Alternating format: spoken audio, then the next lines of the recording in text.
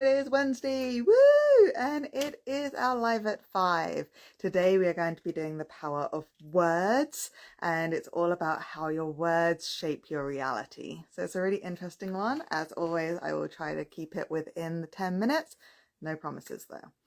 Because it's a big subject, as always. They're always big subjects. So, power of words is today. So we're going to be talking about how they're not just things that we use for communication or to write things down.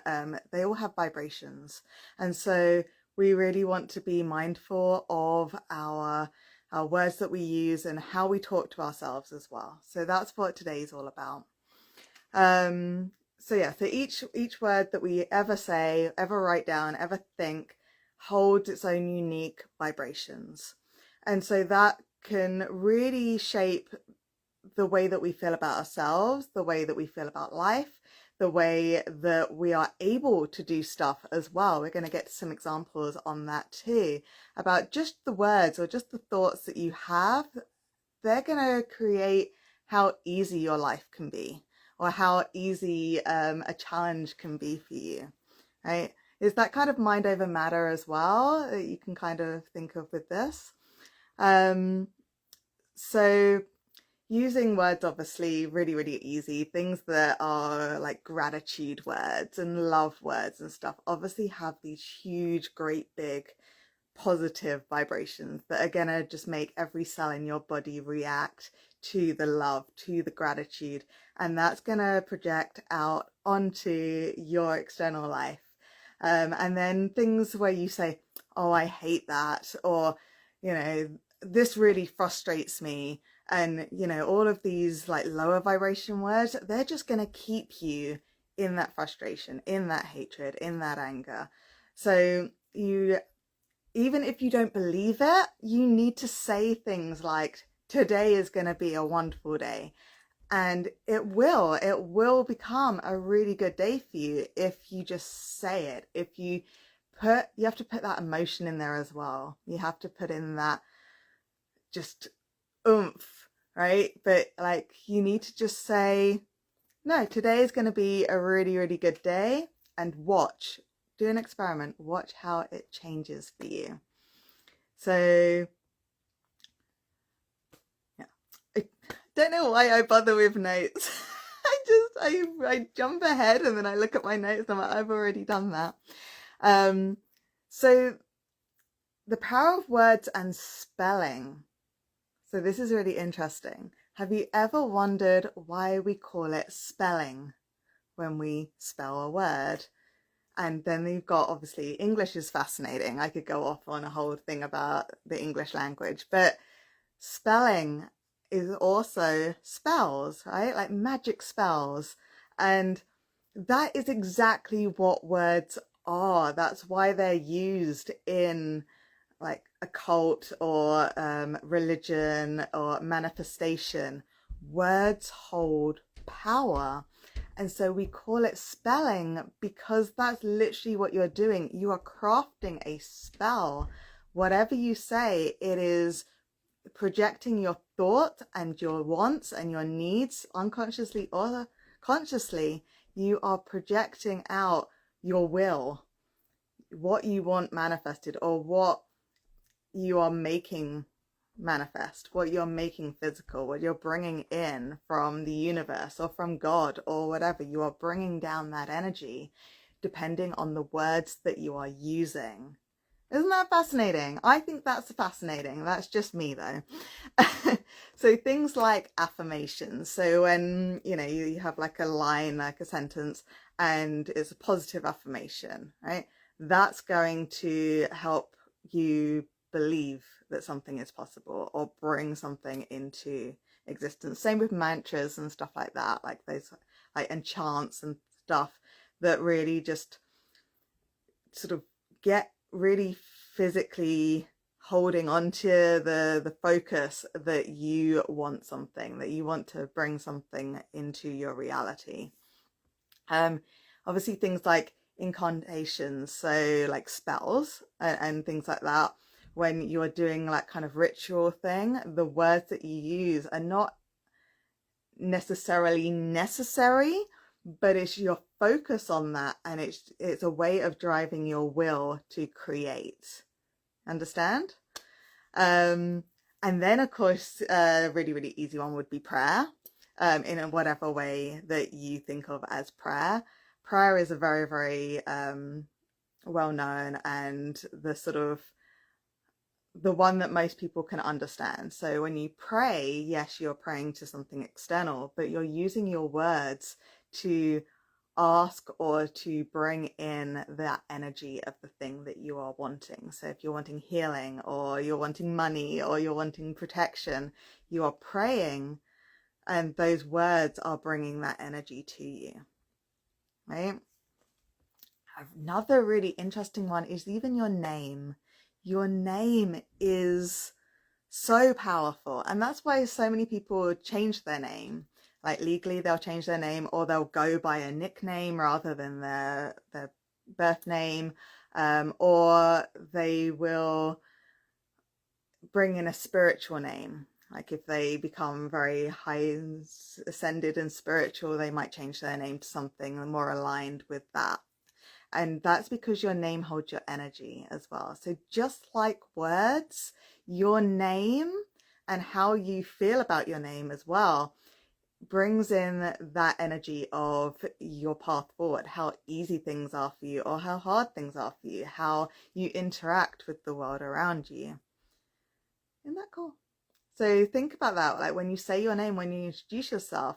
If you introduce yourself, to friends and family and stuff like that with a nickname, but then if you're doing anything official, you use your birth name, what kind of energetics do you pick up from that? What kind of feelings do you get when you say your birth name and then your nicknames? And if you have multiple nicknames, what energies are you picking up from that? Like what different feelings, and why do you introduce yourself in certain situations with different parts of your name?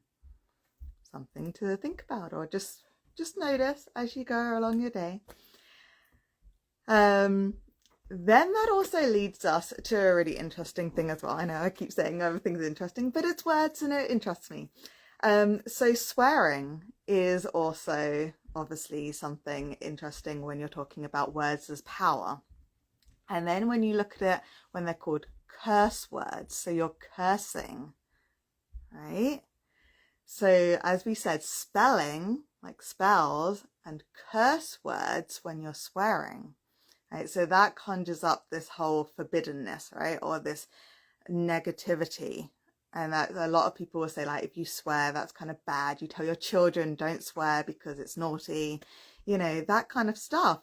But then if you look at swearing from a spiritual side, and you're not just, effing and blinding because you just want to, or you whatever, but you actually really put your anger or your frustration into that swear word or that string of swear words, and you just release it, that is really, really cleansing for your throat chakra. And we're doing chakra series once a month, so tune into chakras if you don't know about that. But yeah, your throat chakra can be extremely cleansed, and it's kind of a little joke thing, but it's true. When you swear, when you release all of that frustration and anger through these bad words, you are really purging from keeping it inside. And as we know, if we keep anger, jealousy, hurt inside us, if we keep grief inside of us, it can give us physical problems and illnesses and dis-ease. So it's important to release these however we can release them. And if that is like just going out into the forest and screaming a load of profanities at the top of your voice, perhaps that is what you need to be doing. Yeah? So swearing as a cleansing is a really interesting topic to get into, which of course we can't get into today because we have other things to talk about. But yeah, just next time you swear, or next time you think of it as a curse word, or is it actually a curse, or is it like an empowerment thing? Is it something that helps you to release any burdens and it's liberating? Correct? And of course, I'm at 10 minutes, so we'll just wrap this up a little bit. I think we pretty much covered most of the things that I wanted to talk about anyway. Yeah, we'll just, that was just kind of summing up. So for example, a real life example for me is I've actually started reteaching myself the piano or the organ. It's the only thing I have here. But, you know, I'm reteaching myself. I haven't done it since I was a kid. And I found that if I'm playing and then in my head or whatever I'm saying, well, I'm coming up to that part that's really hard, or I'm coming up to that bit that I can never do, or, you know, just any kind of negative thoughts or words that I put into it, suddenly, guess what? I get to that hard part and my fingers go everywhere. I'm doing the wrong notes. It doesn't sound right. I'm hitting multiple notes that I shouldn't be because I'm missing the key that I need. If, however, I just think I'm just going to play the song today and I'm not really going to think about it, or I've tried to even just saying, you know what, I'm going to do that really hard bit because it's not hard, it's easy, and I know I can do it. You can actually do it, and maybe it won't be perfect, but it will be a lot better. And so that's what you need to do. You really need to say to yourself things like, I can do it, I am worthy, I will succeed.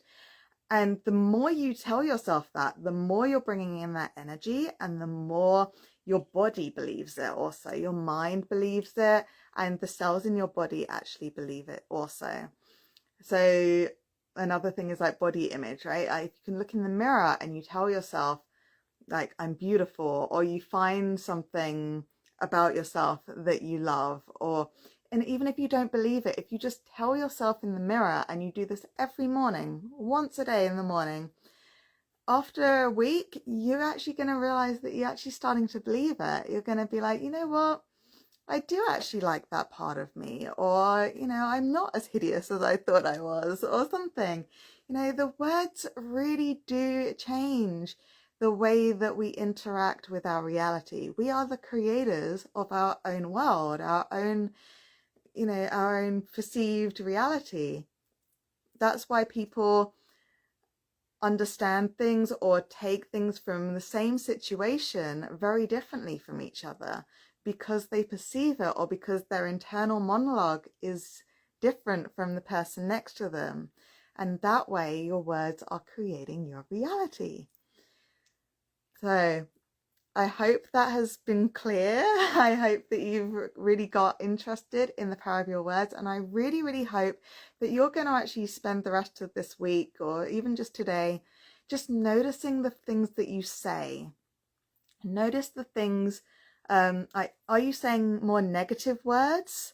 Like, you know, or are you just saying positive words? And if you're saying the negative words, maybe pause and see if you can find a more positive word for that, or a more positive spin on it. Even if you don't believe it, just try saying it. Especially if you're saying things with I am or me in it. Even if you're joking, your body doesn't realize that you're joking. So if you are joking about I am this, I am that in negative terms, your body's going to believe it. A really good example as well is when you're not feeling well. If you say I am sick, you're going to stay really, really down and lethargic and feel really ill. But if you say I am healing, you are going to get better. You're going to get better. Yeah, you're just going to feel a lot better. You're going to get better quicker. So this is my live at 5, 14 minutes over. Next week we are doing the crystal starter kit, a beginner's guide to your first crystals. So if you're interested in crystals but you're not really sure where to start, next week's live at 5 will be for you. If you're interested in crystals but you know nothing about it and you want to know a bit more before next Wednesday, have a look at my live at 5 that was on March the 26th. It's called The Brief Intro to Crystals, Understanding the Basics. So have a little look at those before next week. And If you have any questions on the power of words or crystals or anything that I do, please do reach out, and I am happy to talk your ear off longer than 10 minutes about anything. All right. Have a wonderful week, everyone. It's lovely to speak to you as always. Message me or, book a call with me and we'll have a chat. But until next week, have a wonderful week, a wonderful weekend. Get out in the sunshine if it is good by you, and watch your words and make sure they're positive. And tell me how it goes. Have a great week.